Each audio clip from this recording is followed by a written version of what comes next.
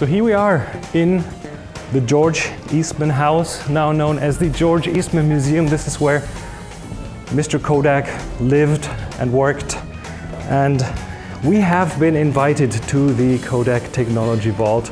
And that's where we're going right now and take you to see some of the camera history of the world. So, I mean, do you want to start with the beginning, or? Just in the beginning there was film? Yeah, in the beginning, well, was there film in the beginning? No. More glass. Well, we can go. Let's go tour daguerreotype here. Let's have a quick look at the daguerreotypes. Okay. So, how big is this place? Count-wise or size-wise? Well, I've read that it's about 73,000 something square feet. Well, this particular vault is 50 by 100 feet. Okay. 2 stories. Oh, this is just one of them. Yeah, this is just one vault. We have multiple vaults here. The photos are on the other side of the wall. So we're photography soup to nuts, you know. Oh, I understand. So we do have a Giroux daguerreotype camera that's on display in the gallery. However, what we have here is what's usually considered to be the oldest known camera sold in the U.S. And when I say known, we have the receipt for it. It was purchased by Samuel Bemis from Francois Gouraud, who is Daguerre's agent in the States. This is a digital copy, by the way. The real one's up in our rare book collection. It was purchased on April 15th of 1840 for $76. Wow, that was quite a bit of money. It came with 24 plates. There's also a $2 handling charge, which we like. That you got to pay the handler. Of course. And so it's this trunk. It's a complete kit. So apparently all the ones that were sold in this country came this way. This is the complete kit means including everything you need to develop it. It's the camera, the sensitizing box, the developing box, and 24 plates. And this is actually one of the plates. This is a full-size daguerreotype plate. You can see it's copper that's been coated with metallic silver on one side. You may. Whoa, history in my hands. History in your hands. Wow. And so, of course, you know, to make these plates, you've got the silver from the metallic silver on the one side here. The copper is supported to be very thin silver. Would have been hammered on, by the way, rolled on. It's not electroplating. That didn't exist in the 1840s. And there was a lot of polishing involved. Well, no, actually, the original process, you cleaned the plate. Polishing came later. You cleaned the plate. It'd be treated with iodine, exposed for about 15 minutes in the camera, and then processed with mercury vapor. This is the holder. There's very few holders known. It wasn't a very healthy process. Not a very well. They didn't know that at the time. So. True. So yeah, that's the original process. Now there were improvements done to it. When you get into polishing, in reality, most of the daguerreotypes that people are familiar with would be not this process. It would be the new and improved, if you would, process. That are very, very pristine, very... Yeah, they started polishing the plate, and actually determines the contrast. All right. And they also would have been double sensitized plates, which really shortens the exposure time. So faster lenses, better process. How short were the exposure time? Short. Oh, on a nice sunny day like today, we've had people come here and make them. You're talking somewhere around, I would say, in the... It's really, because it's UV and it's hard to measure. Probably in the 5 to 15 second range. So it's that fast. Yeah, it becomes that fast. It really is. But it's down. It comes down to UV radiation. It's UV, yeah, because this is sensitive to blue and UV. So it's both wet plate and daguerreotype. Once you get into the improved daguerreotype process, the exposure times are very similar. All right. Okay, so that's that. And soon we've mentioned a little bit of wet plate. Well, I guess we can show you some wet plate things. Oh yeah, tin types or anything along those lines. Now I'm not, the complete kit's really nice to see. And you need a quarter for it. Yeah, that whole outfit weighs about 75 pounds. Sorry, I'm in America, and I'm not going to give you kilos. You can okay. Did it come with wheels? It didn't. I think it came with a Sherpa. No, you had to transport it yourself. It's pretty heavy. All right. So when you get into wet plate, all sorts of different things. Probably the best one to look at is going to be the Disderi CDV camera, which is, see if I guess the right cabinet here. So how many cameras do you have in here? Oh, there's about 8,500 cameras in here. So, put some work in. I think we have about 30 to 60 cameras back home. Well, none of this. You have a few more to go then. Yes. So these are all kind of wet plate stuff here, more or less. if you ignore the Niepce camera there, which is another one. Well, here, we're here. These for Niepce. Yeah, well, this one was acquired from his son, Isidore, his summer cottage. And it's an interesting camera. It's thought to be the world's first bellows camera. It's actually a metal frame bellows. If you go chart back what Niepce was doing, aside from trying to make, he's trying to make images to be reproduced in books is what he was working on. This is the father. And he'd also been working on a gasoline, or I should say a paraffin-fueled marine engine. And with kind of like air injection, they were using a bellows to induce air. So they were familiar with the bellows material to make a bellows camera, which is, if you look at the first cameras, those are actually double boxes, two boxes. Sliding in and so the bellows occupies the space where the second box is. It makes the camera collapsible. Yeah. And the thing about this camera that's interesting is it folds and can be really stored in the lower half of the box. Unfortunately, it does not have the original back, so I don't know exactly which process it was used for. Right. However, the flange is threaded on the outside, which is very unusual. It's the only flange I've ever seen that's threaded that way, and it's more typical as to what was done pre-photography with optical instruments. So it's again, this is conjecture, and how far out there do I want to go on this? The real question is, okay, does this predate Isidore? Was this the camera that his father used? Does it predate the Giroux type cameras that we have there? I say, well, gee, possibly, but I don't know. My leaning is kind of in that way, but I don't have anything to prove it. But the lens flange is certainly makes it very curious. Interesting. So that's where the bellows originally came from. And it's a metal framed bellows, by the way. So, in the bellows, the frame there's actually metal wires around each fold. So really quite a process. Very, very difficult to reproduce. But if you think about it, and you're going to make something like that, if you look into the way bellows are manufactured, there's an outer material. There's actually an inner support, usually like a cardstock, and then there's a cloth liner. The cardstock is actually serving the same purpose that these metal frames do. And they don't have to have that much structural integrity anyway. It just has to hold it there. So aside from that camera, everything else in here is wet plate. Well, ignore that box. Okay, we're not looking at that. Don't look at that box. So we talked about the carte de visite, and so this is the Distery's carte de visite camera. And when we say CDV and Distery, we're actually talking about a format. It's a business card or visiting card size. And it's really the equivalent of taking an 8x10 plate and cutting in force. And 4 frames at the same time. So you could take 4 frames at a time, and actually what he did, this would be a repeating back camera, so actually it would be 8 frames. It's two sets of 4. And those back in the time were pretty mass produced, right? They were intended to be traded. Well, not replicated, but they would make them in in larger But quantities. you could share them sort of like, I don't know, baseball cards, if you would. But what this camera established was the size. The size was adopted fairly quickly in the U.S. Not the camera, the size, for portraits of American Civil War soldiers. I mean, to me, if you look at a business card today, in German, the German word for it is Visitenkarte. Yeah, so it is a carte de visite. It's pretty much the origin of that. It's the same. So it really goes back to this guy right here. Now, as far as most images of that size were not made with this camera. And if you look at it and use a little bit of logic, what's the most expensive part of the camera? In this case, probably the lens. And he's got 4 of them instead of 1. So what ended up happening is they'd take cameras with repeating backs that would make that same size. You slide the back around, Whether it most commonly would be just 2 up instead of, in this case, 8. But we do have uncut sheets from made with this camera, which is really kind of interesting. So that's that one. And next to it is an English camera, also kind of interesting in the wet plate land. You'll notice that unlike the Niepce camera, this camera has a tapered bellows instead of being square. This uses the Kinnear patent, which actually had to do with, again, making the bellows taper.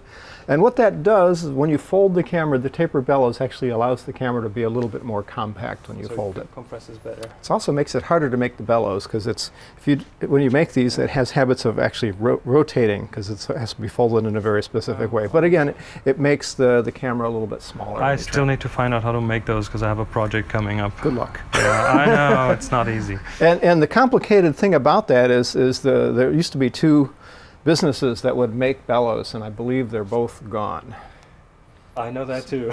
So trying to find bellows A bellow maker is not easy to pretty find. complicated. I believe there's a gentleman in Australia that's doing it, but I don't know if he's doing it for other people. I know Well, he can do it. I've heard of I'd him. love to get his name if you If share that with me later. we can talk offline, and I can Thank you. possibly supply that for you. Thank you. So to really tell the story, seeing we're at George Eastman House, we had to tell a little bit of George Eastman lore to go with this.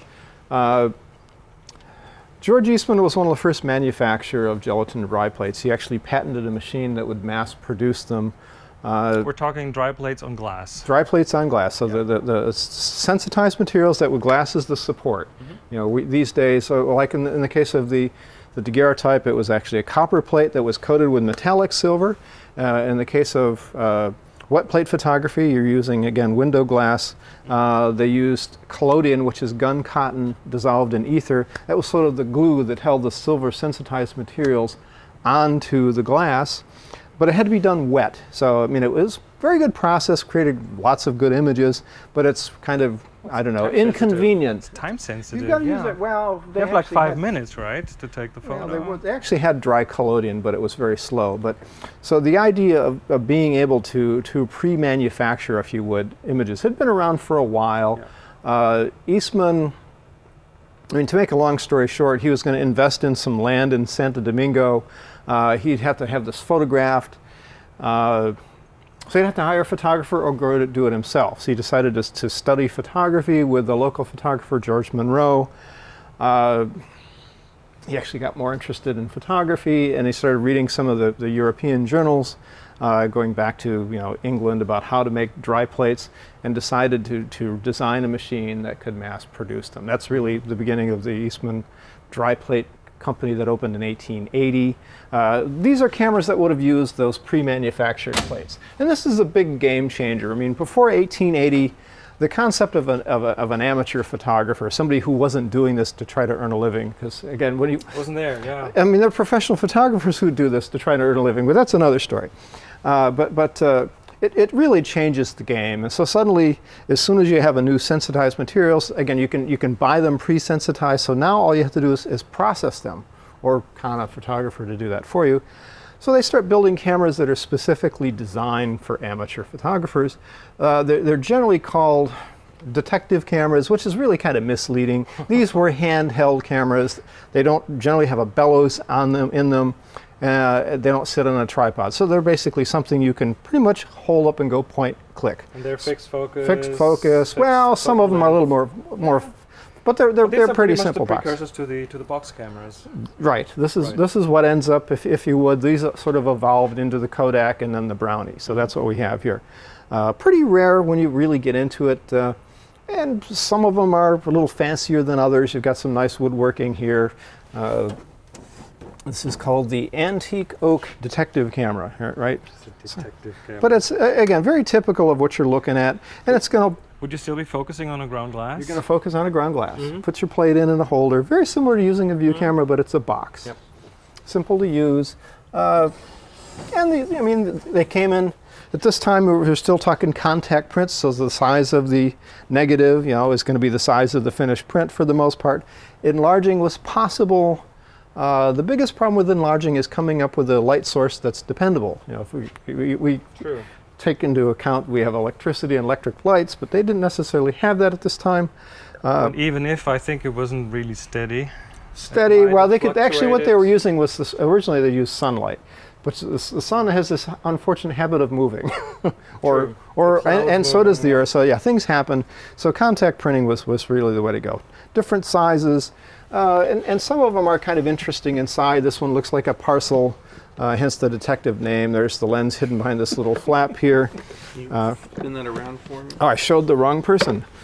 show the camera. There we go. That's the shutter mechanism. And the camera actually hides inside here, and there it is. There it is, with the bellows. With the bellows in this case. So that could be focused. This one could be focused. This is a little bit more elaborate, if you would, over most of them. This has a nice leather covering and a handle that I won't pick up because we work in museums and we like leaving handles on packages. Yes.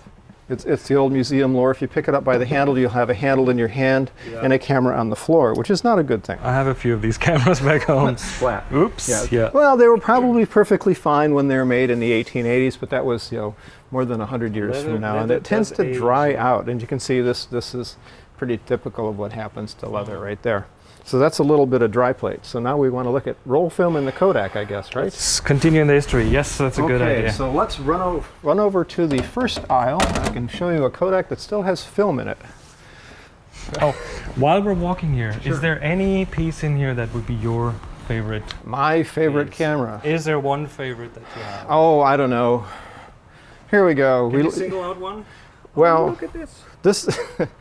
This is one of those curious things. It looks like a Brownie box camera, if you would. This is a piece from Gabriel Kromer's collection. He was one of the first collectors of cameras. It technically is not a camera. It's a piece for amusement. But if you lift off the front, you can see that it has a pig inside. So why is, I don't know. I just think it's rather... It's just a joke. It's a fun thing to have. So is this my favorite camera? No, but I really like it. Okay. It's not typically what one would think of when you come in here. And also, this guy right here, this is a pinhole X-ray camera from the University of Rochester Laser Lab. This used film in the 35 millimeter cassettes, actually X-ray film, and they're using this to photograph particle collisions. So seeing you're photographing what would come out when you collide things. We've always said this is the world's fastest camera because you can't really go any faster than the speed of light, which is what you have here. So again, fan of pinhole cameras, never seen an X-ray pinhole camera. So we've gone from a camera that has a pig inside to one that... That's good. Yeah, there you go. Pig and a poke. How about gold Leicas? Like gold Leicas? Okie dokie. Now we have... This is actually a Special replica. This is a replica, actually. So I can't grab it and run. Okay. You can't. No, it's a replica. But it's a very nice replica. The original Leica came out in 1925. They made some exotic coverings on them, gold-plated. I think they made probably about a dozen of them or so. Yep. The real ones would be worth, I don't know, $3+ million. This is a very well done. And they're nice enough to leave the original serial number on, so they're not trying to fool anybody. This is a very nice collector who gave us this collection. Now, we do have a new O-Series up in the History of Photography gallery, but locked away. It's locked away right now because we're upgrading it. So, well, but with a 35 millimeter, we're jumping an entire part of the history. Right. So we're out of order, but it's okay.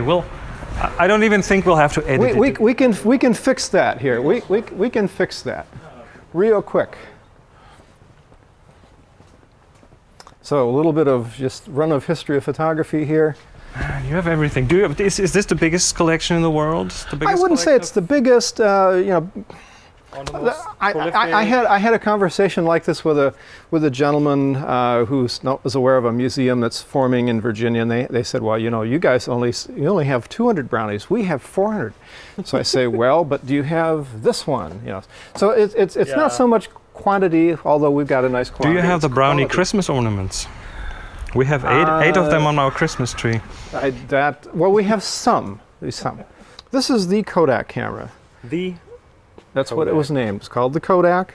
Mm-hmm. Mr. Eastman started making gelatin dry plates 1880, evolved into making a paper-supported negative film in 1884, similar to calotype stuff. Yep. 1885, he came out with what they called Eastman's American film, which actually is paper-supported stripping film. When did the switch happen from collodion to gelatin? About 1880. 1880. Yeah, so I mean officially. Already yeah, as far as commercially goes. There were people who were making gelatin dry plates in the 1860s. Found a replacement for gelatin, even up to now. We have a replacement for gelatin. It's digital. It's going to show you what it is. It's one of these, but. The thing what gelatin does, that's again, it's the glue that binds it together. So when Eastman's getting into making a flexible film, Right. they had transparent plastics at the time. The problem was to try to come up with some way to bind the sensitized material to the plastic. To have it and in a get good- along. Good 'cause- emulsion, yeah, and then those- you need water to be able to penetrate it, right? but not wash it away. There's lots of little funny qualities about film. Yeah. And actually, one thing I didn't get into with the daguerreotype, it's unusual in that the image in the daguerreotype is actually on the surface of the plate. Oh, Where the rest- right. Doesn't have any depth It's to it. not depth. Whereas you get into these other things, it's actually on or in instead of on, if you would. It's a very complicated thing to do. So what Eastman originally did was create something they called a paper-backed stripping film. This is American film. And initially, I mean, the trouble with using paper as negatives, like Talbot had done, is you're actually printing through the paper. It's not easy. And it leaves the fibers of the paper show up, you get a soft image. So Eastman originally came up with an idea that we'll use the paper to support, we'll take the image off of that, put it on glass, make the print, and then we'll transfer it to another material, another transparent stuff, not light sensitive, as for storage. And he came out with this system in 1885. He had roll holders that would fit other companies' cameras.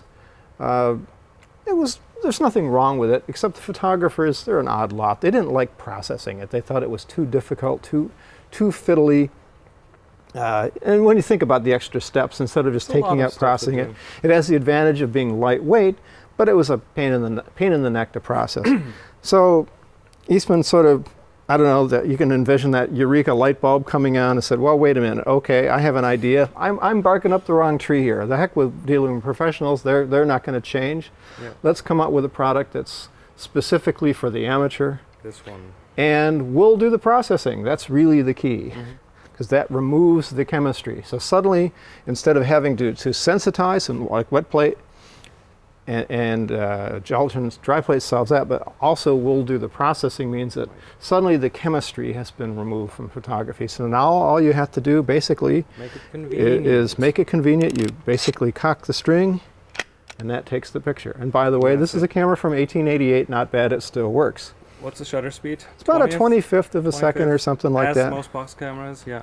Something around in there. And again, the film is going to be slow. I constantly get asked, what was the speed? And it's going to be somewhere around ISO, I don't know, 2 to 3, something like that. But here it is. This is the roll holder. That's the film. Okay. It came with a length of film for 100 exposures. Now let me ask you a question. The round window, what is the reason for that? Because the image circle is bigger than that. I mean, or did it just not cover this? the entire This is thing? pretty much just covering that circle. All right, so that was pretty much a technical reason, make it round Yeah. and then develop that into a bit of a style. They're trying to come up with they're trying to sell this at a cost. These cameras were pretty expensive, Yeah. but this was a cost-saving measure. I see. These cameras sold for $25 in 1888, which was a lot of money. Film processing and reloading was an additional $10. So he's pretty much solved it here. I mean, it has its limitations, but Is that the roll film format? The This is- 120, this is a 620? this is 70 120? millimeter wide film, which is 70 really the equivalent of 120. And 70 millimeter, if you do some math, we kind of quickly looked at Leica, what's half Yep. of 70? 35 millimeters. 35, yeah. This camera comes out with its film. Let's see. Initially, we're talking American stripping film, right? The next year, 89, he comes out with nitrate film. That was the final success of being able to mount it on something that you can print through that gets along, so to speak. That this also happens to be about the same time that Thomas Edison's research assistant, W.K.L. Dixon, is investigating the kinetoscope motion pictures. They've been trying to make their own film. They couldn't do it. They found out about this stuff. They had Eastman slit it and perforate it for them, so suddenly we have 35 millimeter motion picture film. So it really goes back to this guy right simple here. to make because you already have You twice already the have it. size. And again, why make it yourself if you can buy it from somebody who's already doing it? Sure. So, yeah, so this camera is not only the beginning of snapshot photography as we know it today, but it also represents the beginning of the motion picture industry.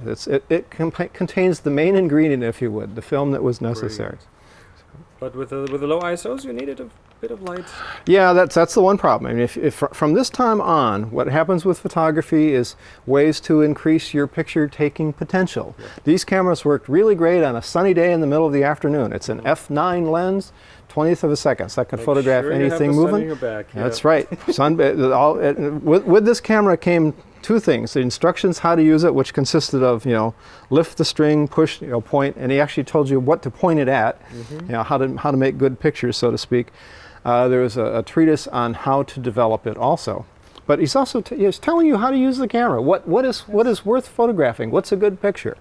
It comes into here. It was new, so everyone had to learn, yeah?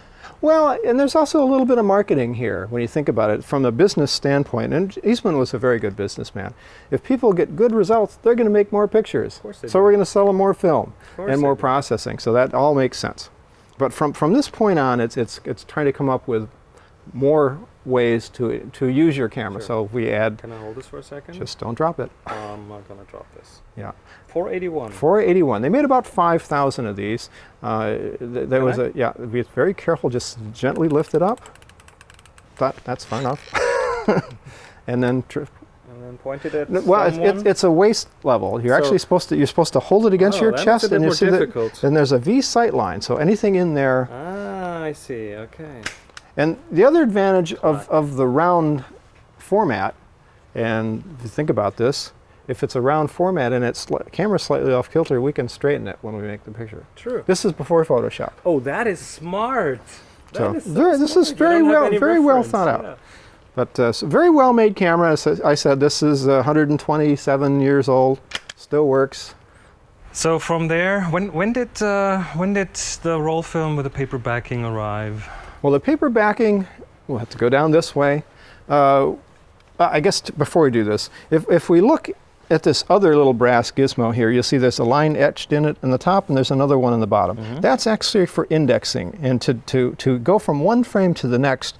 When you think about this, you're going from a spool to a spool. You can't move at the same difference because the spools change. So you need to have an idler to keep track of that. So that's a roller on the film? It's a roller on the film, and actually it had two little nail points that would prick holes in the film, so when you got to process it, you know where the images are. Adding more parts to the camera to do that. True. Think about it. So, and the goal is to get the price of the camera down. And I know where you're going with this. You know where I'm going with this. I'll show you what happens next here in just 1 second.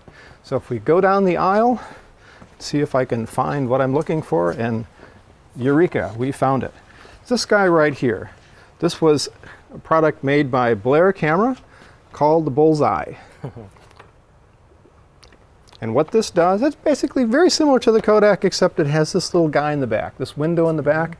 This little red window, if you put paper backing on the film, so you have the film and then you have a separate roll of paper, put numbers on those, that film, that paper is going to travel the same distance, so you can use that to index.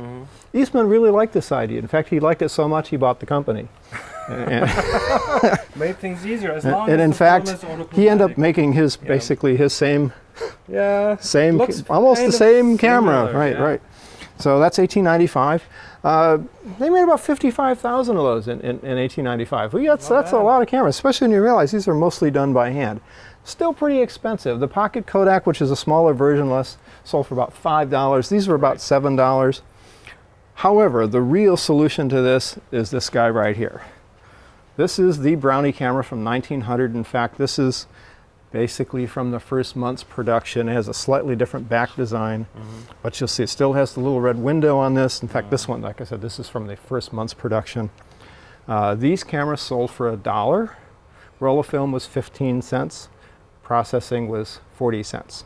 So we've been within 12 years, we've gone from $25 for the camera to $1. We've gone from $10 for processing and reloading to what, 55 cents. So this must really have kicked off mass adoption. This really did. This was a camera that was intended for children. It was to be an entry-level camera, and intended for children with adult supervision, if you would. Still works, by the way. That's the shutter release right there. Click, click. In both directions. Yeah, both directions. So back and forth. Yeah. There we go. Yeah. You also can do B if you pull the little lock out. But yeah, so suddenly it's a camera that just about anybody can afford. Now $1, 1900, that's probably more like, oh, I don't know, $20 today. You think of, okay, what is the cheapest camera you can buy? The one-time use cameras that usually sell for somewhere around $10. It's that kind of area. So it's suddenly you've gone from really expensive to affordable. They sold 150,000 of these in 1 year. Would they over 3 times of that. Would people still bring that back to get the film No, changed? these were daylight loading. So it's the roll of film on the core, like we're some of us old geezers are used to, something called film. But yeah, so basically everything you think of today, the only real difference is the spool was made out of wood, with metal flanges on the ends. But for $1, and from here on out, again, it's so we've lowered the cost to make it affordable. Now we want to make it so you can use it any place. And again, it gets into better results. You're going to take more pictures. Film speeds are going to go up. Lots of things are going to happen from here on out. But now we've taken something that was almost, well, certainly very difficult to do for the common person. We've made it easy, and now we're going to increase their potential. So we add, faster lenses, faster films, artificial flash type lighting, automatic exposure. These all come within the next, say, 40 years. Right. So when did the German competition, the AGFAs and other boxes, start to come in? That was later. Yeah, the Brownie, obviously I'd showed you their box cameras before. The Brownie is so successful that just about every company that made cameras would make a box camera. They pretty much everybody ripped off the design. Yeah, there are companies that made one. One of my favorite ones is the Buster Brown, because this was named after a children's cartoon character. Buster Brown, that's Ansco, company Ansco. Within a couple of years. Again, just about everybody made them. So they'd be slightly different, or some, depending on how much patent law you want to ignore, would make just a complete copy. And this is made out of cardstock, but it's pretty well made, a reasonably decent camera, and the images were pretty good. I mean, the images are going to rival the Kodak. So from this standpoint, as far as Eastman Kodak companies, one single meniscus lens in there. It's a single meniscus. The Kodak actually has a little bit better lens and a better objective, but again, for the price, got to get the price down. Cheaper materials. These are still largely handmade. The way they got the production up was to actually just hire more people to make them. No, just lens materials. It was glass till quite late. Yeah, these had glass. Started to get transparent plastics that were optically Oh, it's really enough. getting into the 1950s for that. That late, Yeah, I mean, if you look at camera production, there was quite a bit of handwork done on them. Really is late into the 1960s. The Instamatic cartridge is the really ushers in the big change, and it's the fact that you're able to. This is the Instamatic right here. Able to. Well, they sold over 75 million of these, so pretty amazing numbers when you get into it. Yeah, my dad had one of those. Everybody had one of these.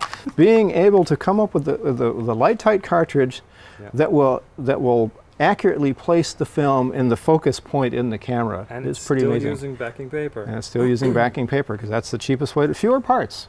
Fewer parts is really key. Counter. And the thing about this.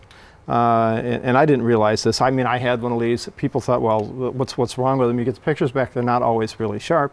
They tried to blame it on the cartridge. No, it's bad processing, actually. Really? Yeah.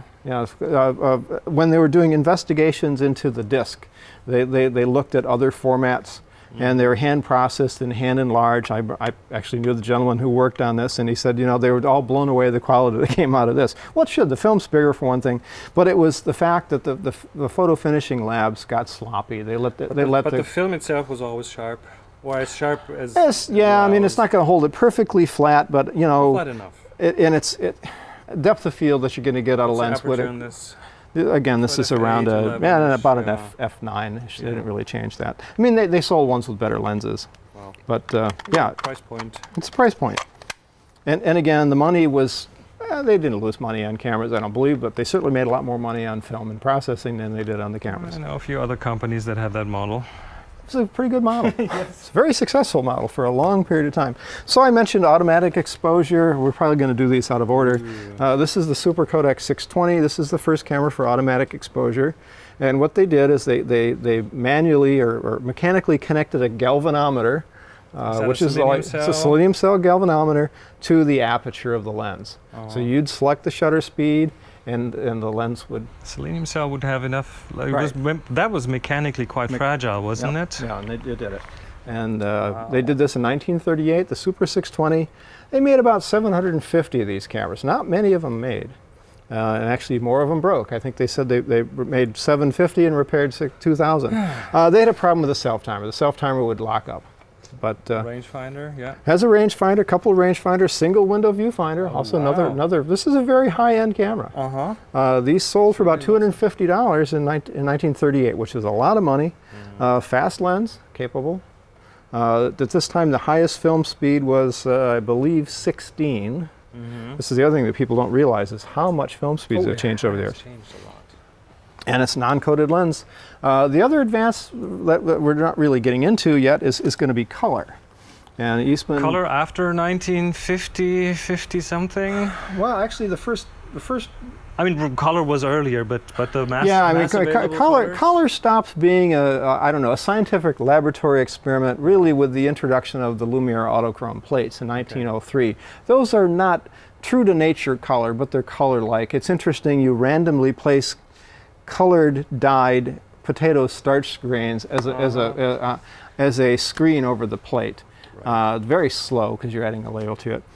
Eastman established his research labs in 1912 specifically in mind to come up with a color emulsion that would work. So what was the point when color was like available to the masses as film? Usually, yeah. Film? In this country, it's Kodachrome. Yeah. Originally introduced as a 16 millimeter motion picture film in 1935. 36, they released it as 35 millimeter, and actually bigger sizes. People don't realize it was available up to probably about 11 by 14. And then you ended up having problems with the older cameras that didn't have the lenses to correct for it, or the other red window didn't work anymore. Right, and Kodak actually was selling coated lenses. They just didn't tell anybody that they were until a couple of other companies started saying, well, we have coated lenses. They said, well, we've already been doing it to account for the fact that we had color film. Forgot to market it. Well, why tell people? Well, they were soft coating, so they didn't coat the external element was the problem. But Kodak called it luminized. Again, it's as far as color in Europe, Agfa color, Agfa chrome, similar. Kodachrome is its own unique, weird little thing. I do remember. Kodachrome is a multi-layered black and white film where you actually, and there's actually a yellow filtering layer on here, where you're actually making color separations representing the primaries, and then you add the color and process it. I've seen photos of the processing units, which I think the first ones were like almost the size of it's pretty big. Later a bit smaller, yeah. And the next thing that happens is during World War II, for aerial reconnaissance, they wanted color aerial reconnaissance. They wanted to be able to field process Kodachrome, and they said, well, you can't field process Kodachrome. So what came out of that actually was Kodacolor. That's the salmon reversible negative film. That's not C41. The C41 process? C41, yes, C41. Was that the C41 process, yeah. pretty much? Okay. It was released to the consumers in '47, and actually out of World War II, the various E6, it would have been E2 or whatever they're calling it at the time, but the Ektachrome type films. But the reversal process. Reversal process, yeah, those originally were reversal with light, which I unfortunately had the pleasure of doing. Those actually came out of I don't know, World War II, stuff that was exported, if you would, from Germany after the war. Right. So that's why Ektachrome and Agfachrome and Fujichrome are very similar type films. Right. They're all reversible, positive color films. All right. So what else are we lacking in the movie land? Amateur movies. Amateur movies. What is that big lens? That's an Irminox. Again, low light. Big lens, small camera. All right, this again, this is existing light photography. This is an f2. Was it an f2 or 1.8? There are two versions of this. And a crazy viewfinder. And a crazy viewfinder. Yeah, that's called a Newton finder. It's actually you use it about at arm level here. Okay. So pretty typical like European finder. Not like the old sports finders. Instead of a frame finder, it has a glass in it, so it's a little better. But then we get into single lens reflex cameras, if you would. The beginnings of these go back into here. The Soviet Sport is the first one, or the robot. What's it called? Robot. That's a spring motor. Yeah, I've got those. Spring-loaded ones. Well, the spring-loaded camera I have is the Pascal. This is 1899. That's interesting. And what this does is you put roll film in it, you wind it all the way up, which is actually advancing the film to the end, and then you trip it as you go. It winds back. So you wind it once, and it has enough. You wind it all the way from the supply to the take up, so the spring and that also winds the shutter for the entire film. For the whole film. Kind of neat. And we have here's the Simplex. This is the first full frame 35mm camera. Full frame. It's funny. This is funny really that we call it full frame now, right? Well, this gets really confusing. Now, Simplex is a company that made motion picture projectors. Yes. And in the motion picture world, full frame is actually referring to a single frame of motion picture film, which is 18 by 24. Yes, it's half format of the 35mm right. format. In still photography, a full frame is actually half frame. So this would be double frame. And you know what 35mm is referred to in German? Kleinbild, small picture. Small picture, yeah. Because we come from this kind of a size originally. Yeah, right. The typical European pocket camera was a folding plate camera, and they tended to be 12 by 17, or they're fairly good size cameras, full plate, Yes. 3 1/4, 4 1/4, 2 us non-metric types. Was it 12 by 18, something like that? 9 by 12, 9 by 12, yeah, pretty typical. Was kind of the and really, the 35mm hand camera, the Leica that we're looking at, Barnack had been working. His health wasn't great. He had asthma. He wanted to make a small pocket-sized camera. Didn't want to carry something. Didn't want to carry something like that in the mountains. So he started investigating. Actually, in his before he even went to Lights, he's working for Zeiss actually in the microscope division. So he made his first prototype that used leftover ends of 35mm film, or Leica 1913. That was cinema stock. Cinema stock, yeah. And he went with again this bigger size. The camera didn't really go anyplace until 1924. They made about 25 samples to be tested, usually called the O series Leica in this country, or the Ur Leica. Or yeah, or it would be the Ur as in. They call it the null series Leica. The null series. Yeah. The Ur Leica is the 1913 camera. Right. So the O series or the null series is the 1924 camera, and eventually went into production in 1925 as the Leica A in Europe, the Leica 1 Model A in the U.S. We can't use the same numbers. It just makes makes my life confusing when I try to explain it to people. Same camera. Same in the digital. Different. Yeah. But what is the Rebel? Digital Rebel is KISS in Japan. Yeah, that gets into the whole gray marketing stuff, trying to decide that, or it gets really confusing. You know, the other thing that's really interesting is this guy right here. This is the Canon AE1, pretty well-known camera, very successful camera. The thing that's interesting about this, from a historical standpoint, is this is the first camera that actually uses a computer chip. It uses a computer chip to actually control the self-timer, mind you, but it's the first computer chip just the self-timer, yeah. Oh, okay. Instead of being mechanical, it's a... Well, that was at the time where people were quite worried about handing over control to something that needs a battery. I remember that very well. Yeah, people like, okay, now needs batteries, and what happens if I run out of battery? Can I still shoot? Right, yeah. which is why I can do this right here. Well, you know, 100th of a second in there. It still works, clunk. You know, and they also give you shutter speeds that go up to 1,000, which in reality it's not, because all the 1,000 speed does is it makes it so 500 would actually be a 500th. Yeah. 1,000 speed, if you measure these, it's probably going to be somewhere 650 to 750. Especially on the older ones. But you know, again, this is Nikon F. A big measurement prisma, metering prisma. Yeah, this is the Nikon F. One of the best-known photojournalist cameras, comes out in 1959. It was made through 1973, virtually unchanged. Wow. Think about that in today's world. And it was a modular camera, so the meter was completely separate, slapped on the top.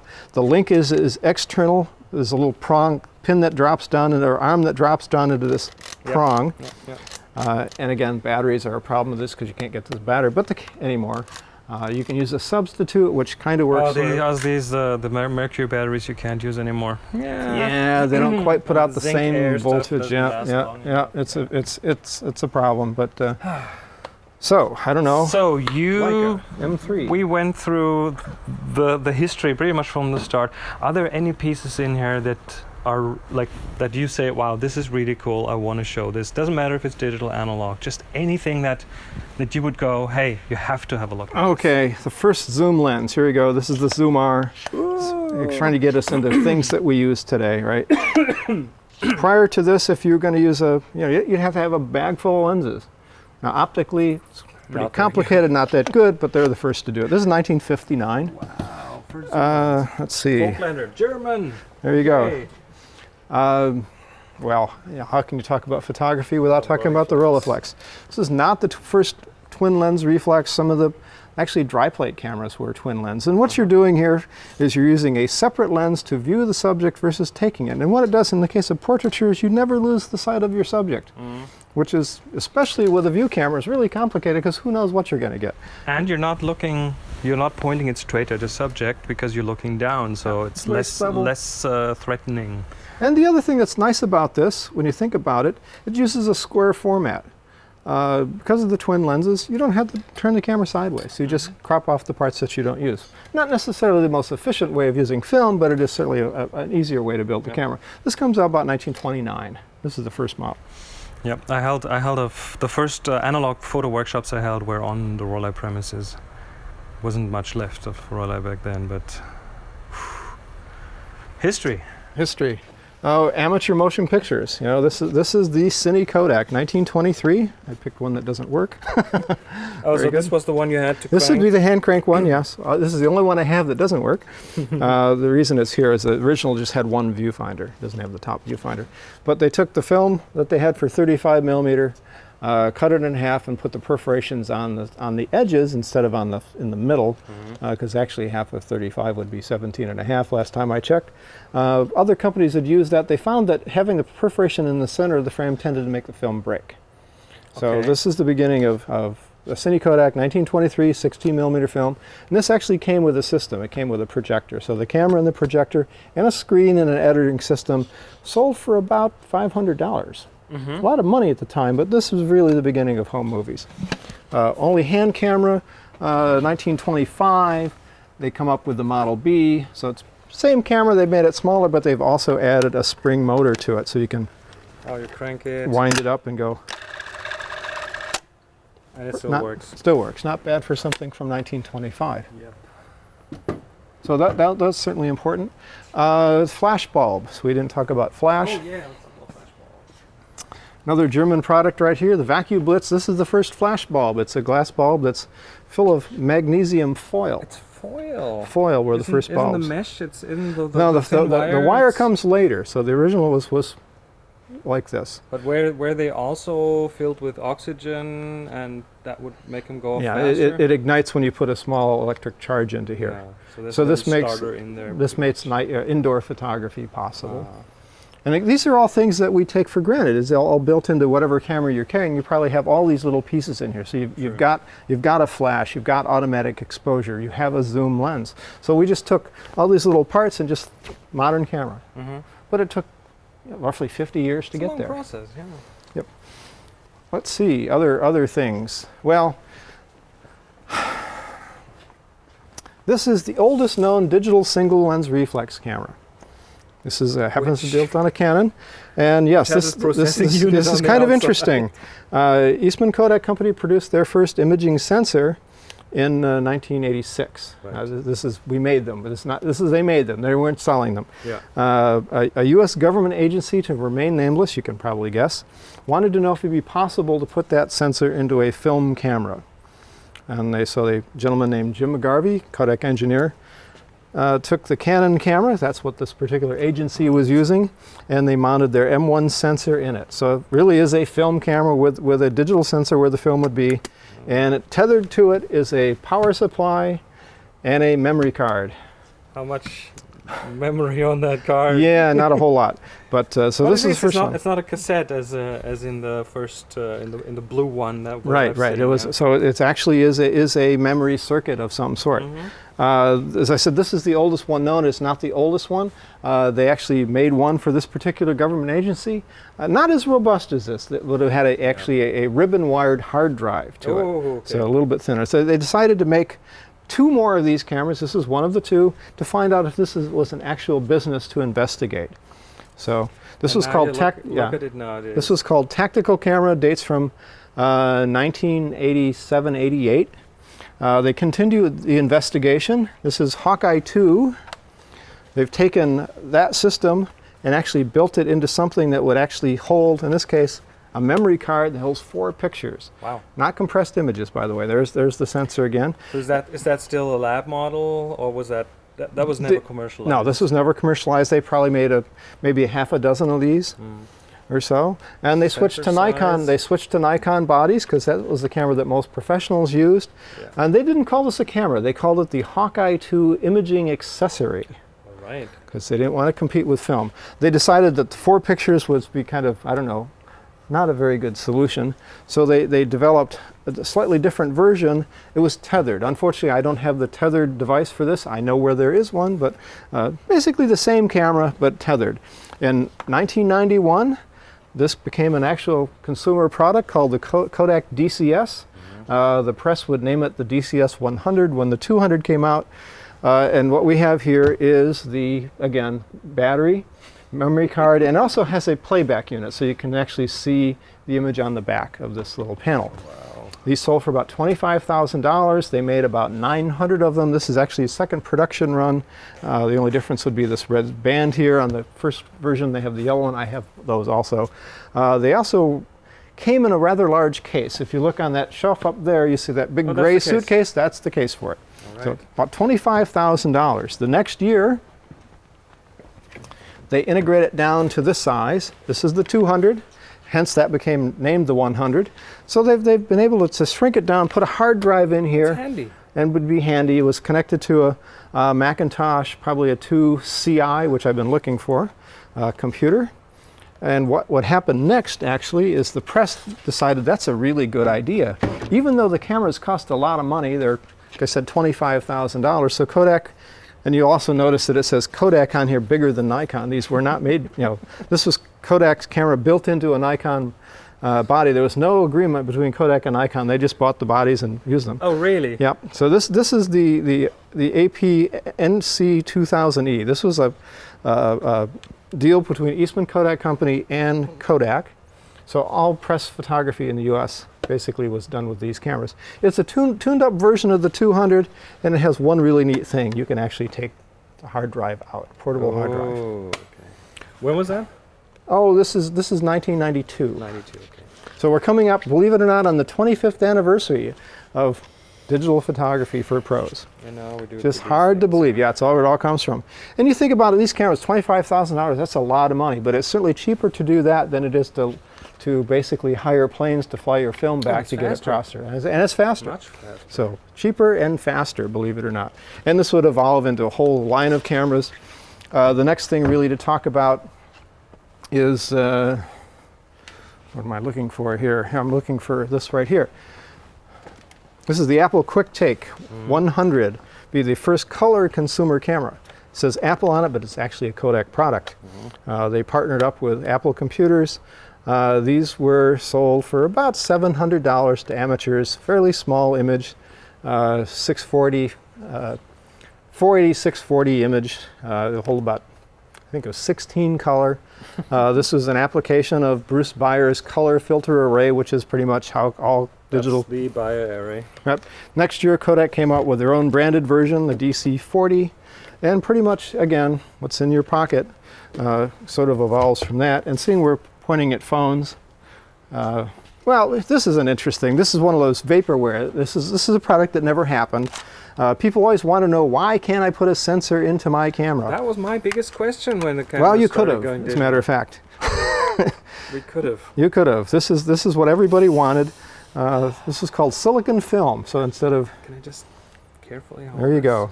really clever device. I was so hoping for something like this back then, but it never materialized. It was you had it in the lab. It was written about, yeah, it was talked about, not Yes. like a guy who left Kodak, and really clever. It would sit where the film was, and there's a couple of problems with this right off the bat, is the sensor has to end up in the same place. Not all cameras internally are the same dimension. So this one is actually sized to fit either an Icon F3 or a FM2.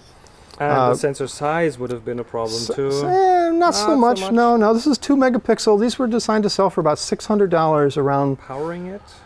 There's little batteries in here. The problem is turning it on. Yeah, the thing has to know when the camera takes a Yeah, picture. and the clever thing that it did, it had a sound gizmo that actually would recognize when the mirror starts to go up on an SLR. And you put it in here, you'll see it's got little contacts.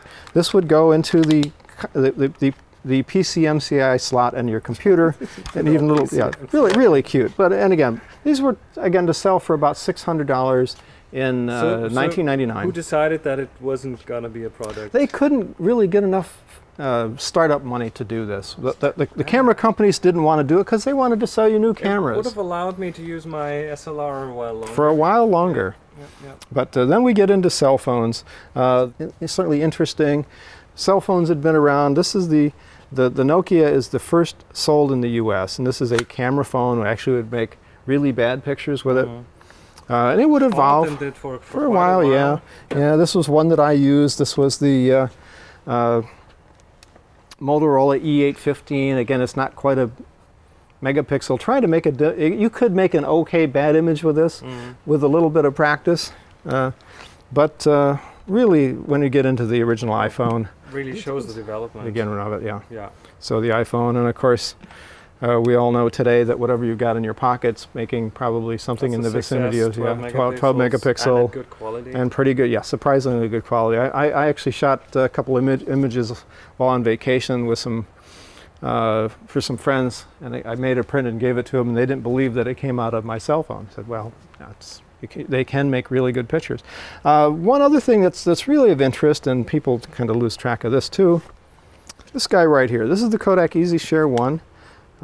It's a cute little camera, came out in 2004. This was the world's first Wi-Fi camera. That's the Wi-Fi card. 2004. 2004. Yep. So it was the card doing that? Yeah, that's the Wi-Fi card. Was that on like today it would be the iSight card. Yeah. So you could take a picture and basically email it to your friends, just like, of course, this is in 2004. Nobody else, why would you want a Wi-Fi camera? No one had Wi-Fi. No one had Wi-Fi, but Well, not really. Yeah, but again, early into the business, and also kind of another early into the business. Kodak came out with this guy right here. This is the MC3. This is a camera audio device from about 2000. What do you mean camera audio device? Well, it would play back music. So it's an a MP3 Kodak player. iPod. It's an MP3 player That's right. It's an MP3 player with a camera. with a camera. Interesting choice. Yep. A lot of engineers with interesting ideas. Yeah. Too early to the market. People didn't understand why would I want to compress music and carry it with me? Yeah, that someone else found out that It's got to be it's got to be a vinyl record. You know, I need to have a big amplifier with tubes on it to sound. And now people like me are going back to film. Back to film. Back to film. So, and I guess seeing we're talking back to film, we can talk about film a little bit right here. Yeah, well, that's he's dangerous. Safety film. Safety film, yeah. Film that doesn't explode. What most people don't realize about film, and this is just a small display of film that I put together over the years. Film is actually the most complicated consumer product that's ever been manufactured. I've had an interview with an ex Kodak employee. He made this book, Making Kodak Film. Bob Shamebrook. Yeah. Yeah. Yep. One of my good friends here. And he's. I mean, I've looked into like the tens of layers of film and of stuff that makes this up. This little yellow box makes it look so simple. Everybody's familiar with it. But really, what's in here represents hundreds of billions of dollars of research. Okay, you get into the manufacturing. All this stuff is made in the feet per second. They're able to coat up to 24 layers simultaneously. They're made in one go. In one go. Yep. And they are like micron thick. Micron thick, and the quality control behind this is unbelievable. So like I said, it is by far the most complicated consumer product, and it's marketed so well that nobody realizes. Usually when you tell somebody that this is the most complicated product that's ever been made, they give you a look of disbelief. They think, automobiles, but again, the quality to do this is just and the consistency. Consistency. So it's the same every time. Or within, the tolerances are very, very thin as you can do this in. And it's, it's a product that evolved significantly over a period of years. I've come across an interview, a magazine interview with George Eastman in 1920 talking about forming the company, and he talks about sensitized material, selling film is a trust business. And he figured out very early on what he was talking about. In his first days of making dry plates, they would make them, and Anthony out of New York sold the plates. Now, Anthony wasn't rotating their stock.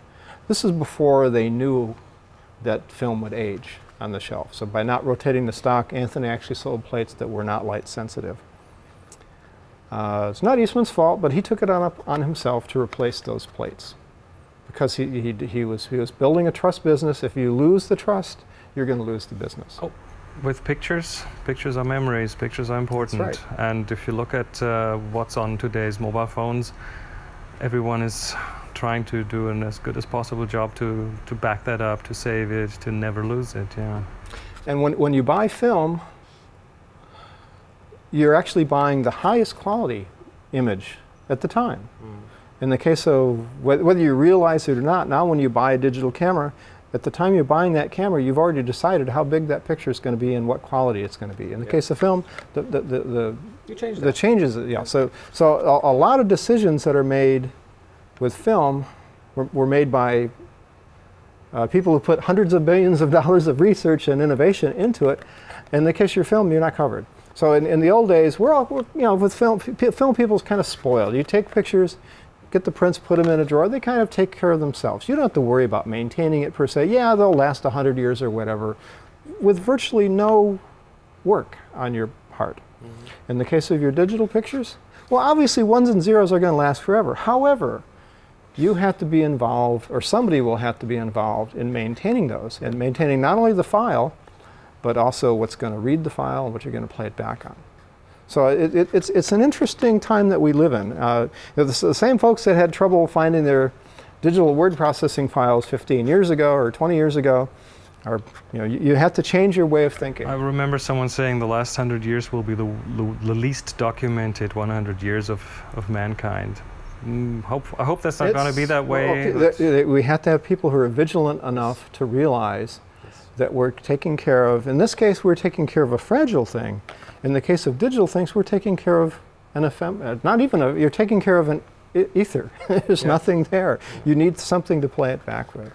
Yeah. So on the one hand, yes, it could last as long as the pyramids, as long as people take care of them, as long as you have to be an active participant now, and that's something that's hard to get across. And I have this conversation, people say, "Oh, store it on the cloud." Well, who is the cloud? Where's the cloud? The cloud, somebody's got to maintain the clouds. Oh, by the way, your cloud just went bankrupt.